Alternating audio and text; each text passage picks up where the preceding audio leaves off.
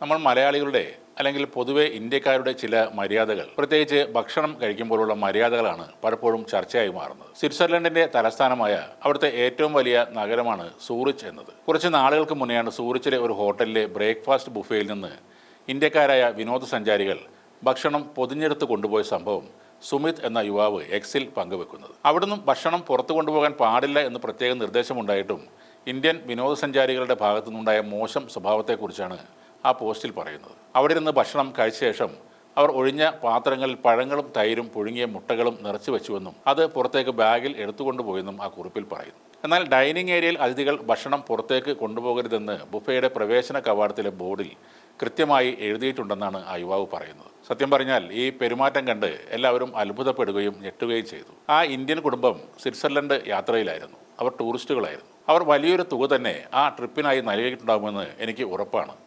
എന്നിട്ടും ഈ മോശം കാര്യത്തിലൂടെ വിദേശികൾ ഇന്ത്യക്കാരെ വെറുക്കുന്നത് എന്തുകൊണ്ടാണെന്ന് അവർ കാണിച്ചു തന്നു എന്നാണ് സുമിത്ത് പറയുന്നത്. ഇത് വളരെ നാണക്കേടുണ്ടാക്കുന്ന കാര്യമാണെന്ന് പലരും പോസ്റ്റിന് താഴെ കമന്റുകളും ഇട്ടിരുന്നു. എന്നാൽ ചിലർ ഈ ഇന്ത്യൻ കുടുംബത്തെ ന്യായീകരിച്ചിരുന്നു. പല രാജ്യങ്ങളിൽ നിന്നുള്ള സഞ്ചാരികൾ ഹോട്ടൽ ബുഫേകളിൽ നിന്ന് പഴങ്ങളോ ലഘുഭക്ഷണങ്ങളോ രഹസ്യമായി കൊണ്ടുപോകുന്നത് തങ്ങൾ കണ്ടിട്ടുണ്ടെന്നാണ് അവർ പറയുന്നത്. എന്നാൽ ഇന്ത്യക്കാർ ചെയ്യുമ്പോൾ മാത്രം അത് വലിയ വാർത്തയാകുന്നു എന്നാണ് അവരുടെ പരാതി.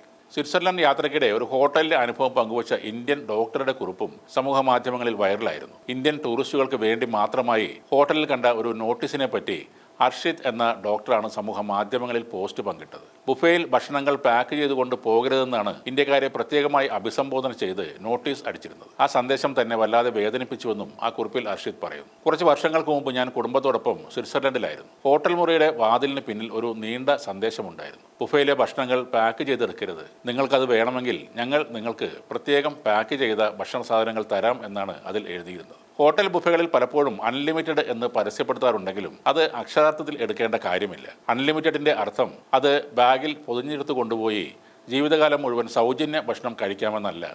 അങ്ങനെ ഒരു നോട്ടീസ് വെച്ചതിൻ്റെ കാരണം എനിക്ക് മനസ്സിലായി. എന്നാൽ എന്നെ വേദനിപ്പിച്ചത് അതല്ല.